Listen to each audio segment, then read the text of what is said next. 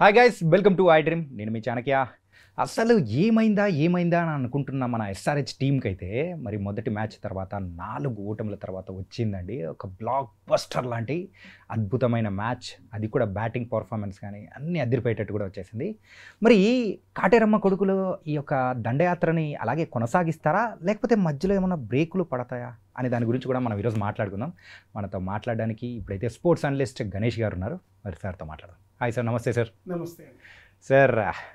కాటేరమ్మ కొడుకులకి ఏమైంది అని అనుకున్నాము, కాలం కాటేసిందా అని కూడా భయపడ్డాము.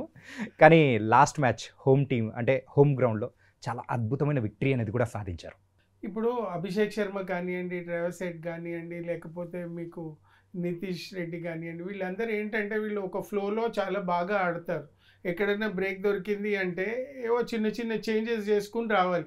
ఆ చిన్న చిన్న చేంజెస్ చేసుకోవడానికి వాళ్ళకి బ్యాక్ టు బ్యాక్ గేమ్స్ అవ్వడంతో కొద్దిగా ఇబ్బంది పడ్డది నిజం. ఎందుకంటే మనకి ఫస్ట్ మ్యాచ్ గెలవడానికి ఈశాన్ కిషన్ ఎలాగైతే మనకి ఇంపార్టెంటో, నిన్న మ్యాచ్ గెలవడానికి అభిషేక్ శర్మ అంత ఇంపార్టెంట్ కీ రోల్ పాటించాడు. సో ఇలా వాళ్ళు మ్యాచ్ విన్నర్స్ ఉన్నారు, వాళ్ళు పర్ఫార్మెన్స్ కనుక ఇవ్వలేకపోతే కొద్దిగా ఇబ్బంది పడాల్సి వస్తుంది అంతే. లేకపోతే టీమ్ బ్యాలెన్స్డ్ టీం ఇప్పుడు ఐపీఎల్లో ఉంది అంటే మనకి ఎస్ఆర్హెచ్ను ఆర్సీబీ రెండు టీమ్సే బ్యాలెన్స్ చేసుకునే టీమ్స్. ఓకే. సో ఒక్కసారి బ్యాటింగ్ లైనప్ అనేది కూడా చూసుకుంటే ఒక ఐపీఎల్ స్టార్ట్ అవ్వకముందు కేవలం 5 మాత్రమే అనుకున్నాం. సో 5 కాస్త 6 అయ్యారు. ఎప్పుడైతే అనికేత్ వర్మ కూడా తన దగ్గర నుంచి కూడా మంచి పర్ఫార్మెన్స్ రావడంతో ఈ 6 ఆపడం ఎవరి వల్ల కాదు అని చెప్పేసి. కానీ ఈ 4 మ్యాచెస్లో ఫెయిల్ అవ్వడానికి ద మెయిన్ రీజన్ ఏంటి సార్? వీళ్ళు ఫస్ట్ మ్యాచ్ గెలవడంతో ఒక నమ్మకానికి వచ్చేసారు. మా టీం బాగుంది, బౌలింగ్ పర్ఫార్మెన్స్ బాగుంది, బ్యాటింగ్ బాగుంది, ఫీల్డింగ్ బాగుంది, అందరూ యంగ్స్టర్స్. సో మనకి క్యాప్టెన్ కూడా మంచి క్యాప్టెన్ కాబట్టి సో వాళ్ళు ఒక ఫ్లోలో వెళ్ళిపోయారు. అనుకోకుండా కొద్దిగా అవతల టీముల నుండి దెబ్బ తగలడంతో కొద్దిగా మ్యాచ్లు ఓడిపోవడం జరిగింది. అండ్ ఇంకో బ్యాడ్ లక్ అనేది కూడా ఎదురైనట్టు అనిపించింది. 100% అండి, అది ఉంటుంది. ఇప్పుడు మనం అనుకుంటాం, ఇప్పుడు చాలా మ్యాచ్లు మీకు ఉదాహరణ తీసుకోవచ్చు. ఢిల్లీ మ్యాచ్ లక్నో వాళ్ళతో ఆడుతూ ఉంటే మ్యాచ్ ఓడిపోవాల్సిన మ్యాచ్ అశుతోష్ గెలిపించాడు. అలాగే నిన్న మ్యాచ్ గెలవాల్సిన మ్యాచ్ 3 రన్అట్లతో ఓడిపోయారు. అలాగే ఎస్ఆర్హెచ్కి కూడా అలా కొన్ని సంఘటనలు జరిగాయి. పడకూడని చోట వికెట్ పడిపోవడము, లేకపోతే బౌలింగ్లో ఇతను తక్కువ రన్లు ఇచ్చి కంటెంట్ చేస్తాడు అన్న చోట 20-22 రన్లు ఇచ్చేయడం, ఇలా కొన్ని సంఘటనలు జరిగాయి. అనుకోకుండా జరిగాయి, అనుకునే కంటే అది క్రికెట్లో సర్వసహజం. ఇది అందుకే అంటారు లాస్ట్ బాల్ అయ్యేంత వరకు ఏది ఊహించలేము అని నిన్న మ్యాచ్ని చూస్తే, ఎస్ఆర్హెచ్ మ్యాచ్లు చూస్తే అనిపిస్తుంది. సార్, మరి ఫస్ట్ మ్యాచ్ గెలిచిన తర్వాత 4 ఓటములు అయితే ఎదురయ్యాయి. అదొక చాప్టర్ని పక్కన పెడితే సో మళ్ళీ ఒక అద్భుతమైన విజయాన్ని ఏంటంటే ఆ చేసింగ్లో కూడా సో వండర్ఫుల్ పార్ట్నర్షిప్ని కూడా సాధించుకొని మరి ఎస్ఆర్హెచ్ గెలిచింది. సెకండ్ హైయెస్ట్ చేసి. మరి ఈ యొక్క ఫామ్ని ఎస్ఆర్హెచ్ వాళ్ళు కంటిన్యూ చేయగలుగుతారా లేదా అనే ఒక భయం అంటే ఎస్ఆర్హెచ్ ఫ్యాన్స్లో అందరిలో కూడా ఉంది. అదేనండి, ఇప్పుడు అలా తీసుకుంటే అదే చెప్తున్నాను. ఇప్పుడు ముంబై ఇండియన్స్ ఢిల్లీని కొట్టొచ్చింది, ఇప్పుడు ఎస్ఆర్హెచ్ ఒక మ్యాచ్ గెలిచి వచ్చింది. ఆఫ్టర్ ఎ బ్రేక్ ఇద్దరు 3 మ్యాచ్లు ఓడిపోయి ఒక్కొక్క మ్యాచ్ గెలిచి ఇప్పుడు 23న ముంబై వర్సెస్ ఆడతారు. ఈ మ్యాచ్లో ఎవరు ఏంటి అనేది ఒరిజినల్గా మనకు అర్థమైపోతుంది.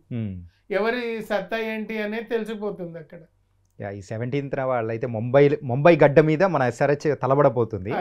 And coming to the Mumbai pitch విషయానికి వచ్చేటప్పటికి మంచి బ్యాటింగ్ ఉంటుంది సార్. సో బౌలర్స్కి అంతో ఇంతో కొంచెం హెల్ప్ ఉన్నా కానీ బ్యాటర్స్కి మాత్రం చాలా మంచి హెల్ప్ ఉండబోతుంది. మరి ఆ కాంటెస్ట్ మనం ఎలా చూడొచ్చు అంటారు? అంటే మనకి ఫస్ట్ బ్యాటింగ్ చేస్తే ఈజీగానే ఉంటుంది, సెకండ్ బ్యాటింగ్ చేస్తేనే ప్రాబ్లం అవుతుందండి.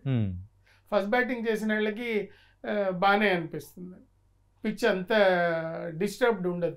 సెకండ్ బ్యాటింగ్ చేస్తేనే కొద్దిగా డిస్టర్బ్డ్ ఉంటుంది. కానీ స్టాటిస్టిక్స్ ప్రకారం అయితే ముంబై పిచ్ ప్రకారం ఎక్కువగా చేసిన వాళ్ళు గెలిచిన సందర్భాలు చేసిన వాళ్ళు గెలిచారంటే చేసిన మ్యాచ్లు కొన్ని మ్యాచ్లు అద్భుతంగా ఆడడం వల్లే గెలిచారు.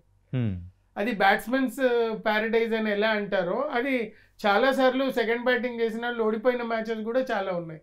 ఇవి ఎన్ని ఉన్నాయి, అవి 60-40 రేషియోలో ఉన్నాయి. ఓకే. ఈ మూమెంటంని ఎస్ఆర్హెచ్ కంటిన్యూ చేస్తుందంటారా? ఇది ఎస్ఆర్హెచ్ మూమెంటం కంటిన్యూ చేయాలి. అభిషేక్ శర్మ కానీ, ట్రావిస్ హెడ్ కానీ, మనకి తతిమ వాళ్ళందరూ ప్లేయర్స్ అందరూ వాళ్ళ రోల్స్లో కరెక్ట్గా కనుక వాళ్ళ పాత్ర వాళ్ళు పోషిస్తే తప్పకుండా గెలుస్తారు. మొన్న మ్యాచ్ తర్వాత మీటింగ్స్ కూడా చాలా కొద్దిగా సీరియస్గా అయ్యాయి అని వినికిడి. ఓకే. సో అంటే దేని ప్రకారం జరిగినాయి అంటే టీమ్ కాంబినేషన్ గురించి టీమ్ కాంబినేషన్ గురించి కానివ్వండి, ప్లేయర్ల ఇండివిజువల్ పర్ఫార్మెన్సెస్ని రేజ్ చేయడానికి, వాళ్ళకి కావాల్సిన ఫెసిలిటీస్ ఏదన్నా అటు ఇటు ఉంటే వాటిని సెట్ చేయడం, అన్ని విషయాల్లోనూ. ఓకే. సో ఇప్పుడైతే ప్యాట్ కమిన్స్ అయితే ఒక మంచి ఫామ్లో ఉన్నాడు అనుకోవచ్చా? ప్యాట్ కమిన్స్ ఉన్నాడు. ఇప్పుడు మనకి టాప్ 5లో తీసుకుంటే బాగానే ఉంది టీము. ఇటు నుండి అటు నుండి అంటే నిన్న మ్యాచ్లో మనం తీసుకుంటే ప్రిపేర్ అవుతున్న మ్యాచ్ల్లో ఇటు టాప్ 5 అటు టాప్ 5, ఇటు టాప్ 3 బౌలర్స్ అటు టాప్ 3 బౌలర్స్, వీళ్ళని పోల్చుకుంటే ఇది 50-50 ఛాన్సెస్ ఉన్నాయి. ఓకే. మరి బౌలింగ్ విషయానికి వద్దాం సార్. బ్యాటింగ్లో అయితే చాలా సాలిడ్గా ఉంది మన ఎస్ఆర్హెచ్ టీం. కానీ బౌలింగ్ విషయానికి వచ్చేటప్పటికి లాస్ట్ మ్యాచ్లో హర్షల్ పటేల్ 4 వికెట్లు తీసి కొంచెం మనందరికీ ఆశలు రేపెత్తాడు. Coming to the Shami performance మాత్రం అంతగా లేదు. ధారాళంగా పరుగులు కూడా ఇచ్చేశాడు, నియర్లీ 75 వరకు. మరి అది మన టీంలో నెక్స్ట్ ఏమన్నా తన ప్లేస్లో ఏమన్నా మార్పులు చేసే అవకాశం ఉంటుంది? మార్పు జరగదు కానీ కొద్దిగా దాన్ని సరిదిద్దుకుంటాడని అనుకుంటాం. ఓకే. మార్పు చేస్తే అతనంత బౌలర్ ఇంకొకళ్ళు లేరు కదా, సో మార్పు జరగదు కానీ అతను సెట్ రైట్ అవుతాడు అని మనం అనుకోవాలి. షమి అతనికే టీమ్ వైజ్ కమెంట్స్ కానివ్వండి, అందరూ అతనికి సపోర్ట్ చేస్తున్నారు, నీ బెస్ట్కి నువ్వు వెళ్ళు అని. ముంబై పిచ్ షమి బౌలింగ్కి సెట్ అవుతుందంటారా? సెట్ అవుతుందండి. ముంబై పిచ్ షమికి సెట్ అవుతుంది, బుమ్రాకి సెట్ అవుతుంది. సో ఇద్దరిలో ఎవరు గెలుస్తారు అనేది ఆ రోజు తెలుస్తుంది. అది మాత్రం బ్యాటర్స్ మధ్యలో చూస్తుంటాం, కాకపోతే ఈసారి అయితే బౌలర్స్ మధ్యలో పెద్ద, ఎందుకంటే అతను ఇంజురీ నుండి బ్యాక్ అయ్యాడు, ఇతను ఇంజురీ నుండి బ్యాక్ అయ్యాడు.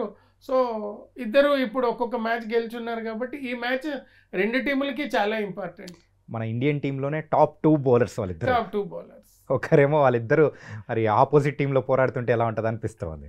అదే చూసే వాళ్ళ కళ్ళ విందుగా ఉంటుంది. క్రికెటర్ని ఎవరైతే ఆస్వాదిస్తారో ఫైటింగ్ స్పిరిట్ని వాళ్ళు ఎంజాయ్ చేస్తారు. బ్యాటింగ్ విషయానికి వచ్చేటప్పటికి మన ఎస్ఆర్హెచ్ టీంలో ఆ మిడిల్ ఆర్డర్ విషయంలో 6 and 7 పొజిషన్లో మాత్రం కరెక్ట్గా సెట్ అవ్వలేదు అనిపిస్తుంది.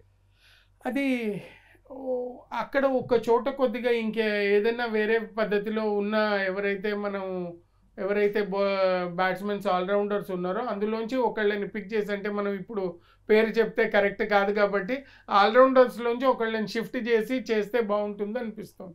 మరి స్పిన్నర్స్ ఎవరైనా ఎక్కువ మంది ఆడించే అవకాశాలు ఉంటుందా? జంఫా ఉన్నాడు, మరి ఆడించటం లేదు, ఆపర్చునిటీ దొరకటం లేదు. వరల్డ్ క్లాస్ బౌలర్ అయినా కూడా ఆపర్చునిటీ దొరకటం లేదు. టీమ్ కూర్పు బాగుంది కానీ పర్ఫార్మెన్స్ వైజ్ వాళ్ళు ఆ రోజున ఇవ్వగలిగితే వాళ్ళు బెస్ట్ అవుతారు. ఓకే. ఎవరైనా అది అంటే లాస్ట్ మ్యాచ్లో ఎస్ఆర్హెచ్ టీంలోకి వచ్చిన ఈశాన్ మలింగా సో చాలా మంచి బౌలింగ్ పర్ఫార్మెన్స్ అనేది కూడా చూసాం. ఎందుకంటే అందరూ పరుగులు ఇస్తున్న టైంలో మనోడు బాల్ తీసుకొని సో కొంచెం పరుగుల్ని కట్టడి చేసే ప్రయోగం అనేది కూడా చేశాడు. అతను మంచి బౌలర్, ఇంటర్నేషనల్లీ తీసుకుంటే అతను మంచి బౌలర్. అతనికి ఒక అవగాహన ఉంది, ప్లస్ మ్యాచ్లో పర్టికులర్లీ తీసుకుంటే అప్పటి వరకు రన్ ఫ్లో చాలా ఉంది. సడన్గా అతని బౌలింగ్ యాక్షన్ చూసి కొద్దిగా అటు ఇటుగా కొద్దిగా టెన్షన్లోకి వచ్చింది టీం మొత్తానికి. ఇంకా చూస్తే అదేమో 260 270 పోతుందేమో అనిపించింది. సో ఆ బౌలింగ్తో కొంచెం అయితే కట్టడి చేసేది. ఓకే. అండ్ సార్ మరి ఇంకా 8 మ్యాచ్లు అయితే ఉన్నాయి సో మన ఎస్ఆర్హెచ్ టీంకి. ఇందులో కంపల్సరీగా 6 గెలవాల్సిన పరిస్థితి అయితే ఉంది. ఈ 6 గెలిచే అవకాశాలు ఎట్లా ఉండదా మన ఎస్ఆర్హెచ్? ఇప్పుడు నెక్స్ట్ మ్యాచ్ని బట్టి తెలిసిపోతుందండి. ముంబై ఇండియన్స్తో జరిగే మ్యాచ్ అటు ముంబై ఇండియన్స్కి కానీ ఇటు హైదరాబాద్ కానీ ఇది మనం సెమీఫైనల్ కింద మనం తీసుకోవచ్చు, లేకపోతే క్వార్టర్ ఫైనల్ కింద తీసుకోవచ్చు. ఈ మ్యాచ్ గెలిచిన వాళ్ళకి కొద్దిగా అంటే ఒక 45% దగ్గర ఉన్నట్టు లెక్క. ఈ మ్యాచ్ ఓడిపోతే మాత్రం ఇంచుమించు కష్టంగానే ఉంటుంది సెమీఫైనల్ బర్త్. ఇద్దరికి ఛాన్సెస్ అనేది కూడా వెళ్ళిపోతుంది. ఛాన్సెస్ అనేది చాలా తగ్గి 30% వస్తుంది. ఓకే.